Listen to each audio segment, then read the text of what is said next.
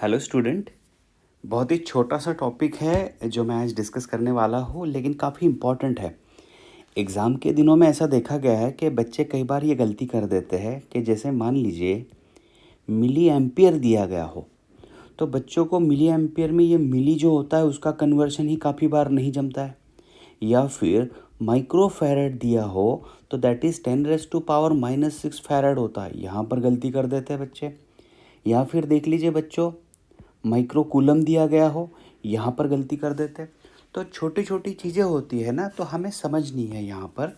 तो एक तरीके से आप इसको रिवाइज भी कर सकते हो। देखिए, जो पावर होता है जिसमें ज़्यादातर यूज़ होता है पावर का, वो कुछ फॉर्मूले हैं मैं यहाँ पर डिस्कस करने वाला हूँ।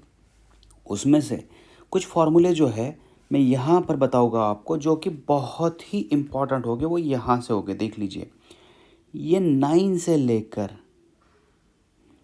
अगर मैं बात करूँ 10⁻⁻15 तक, यस, ये मेरे लिए इम्पॉर्टेंट हो गया बच्चों। तो ये हाईलाइटेड पोर्शन जो दिया मैंने वही मेरे लिए इम्पॉर्टेंट है आगे चलकर। तो अगर 10 का पावर 18 हो, 18 को देखिए क्या कहा जाएगा, एग्जा, और सिंबल इसका है कैपिटल ई। 15 को कहा जाएगा पेटा। मेरे साथ आप रिवाइज कर सकते हो अगर आपको पता है ये चीज़ तो। और ये कैपिटल पी से रिप्रेजेंट किया जाता है। 10⁻12 जो होता है वो होता है टेरा। आपने पढ़ा होगा ना, टेराबाइट्स जो होता है कंप्यूटर की मेमोरी, है ना, हार्ड डिस्क की मेमोरी हम लोग टेराबाइट्स पढ़ते हैं। तो टेरा, तो कैपिटल टी, टेरा का मतलब होता है 10⁻12। यस, यहाँ से आगे बच्चों चीज़ थोड़ी इम्पॉर्टेंट है। यहाँ से आगे वाली चीज़ें इम्पॉर्टेंट है। जो 9 होगा हमें लिखना है गीगा, और सिंबल है कैपिटल। देखिए, मैं कैपिटल यहाँ पर कैपिटल ही लेटर इस्तेमाल कर रहा हूँ, इसको भी आपको समझना है ध्यान से।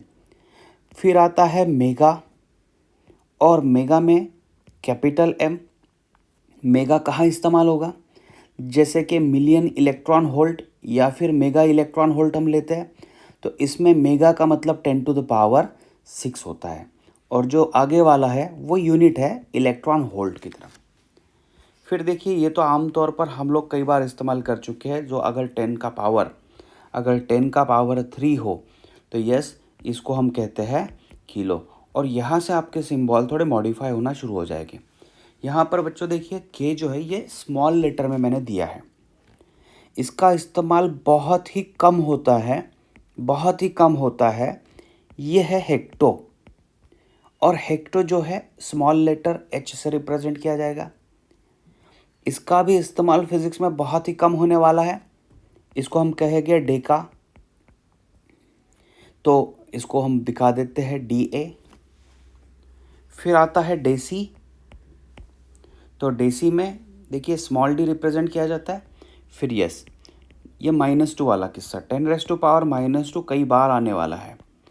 जैसे कि मैं सेंटीमीटर लिखता हूँ, सेंटीमीटर लिखता हूँ, तो बच्चों इसमें जो सेंटी होता है, यस, इसमें जो सेंटी होता है उसी का मतलब होता है 10⁻⁻2। तो लिखा जाता है सेंटी का सी, स्मॉल लेटर सी। फिर 10⁻⁻3, यस, मिली, और रिप्रेजेंट किया जाएगा स्मॉल एम से। ये भी चीज़ कई बार हम इस्तेमाल करते हैं, जैसे मिलीमीटर लिख देते हैं। तो मिलीमीटर में मिली जो पहला है वो 10⁻⁻3 है, और फिर आता है मीटर। ये जो बच्चों ये सेकंड जो है ये यूनिट को रिप्रेजेंट करता है, और जो फर्स्ट पार्ट है ये आपके प्रीफिक्स को रिप्रेजेंट करता है कि आपको कितना इस्तेमाल करना है, राइट। फिर देख लीजिए -6, इसको हम कहेंगे माइक्रो, और इसका सिंबल कुछ इस तरीके से है।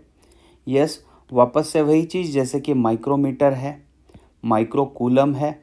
तो पहले वाला जो माइक्रो है इसका मतलब 10⁻⁻6, और ये जो सेकंड रिप्रेजेंट कर रहा है ये यूनिट रिप्रेजेंट कर रहा है लेंथ का।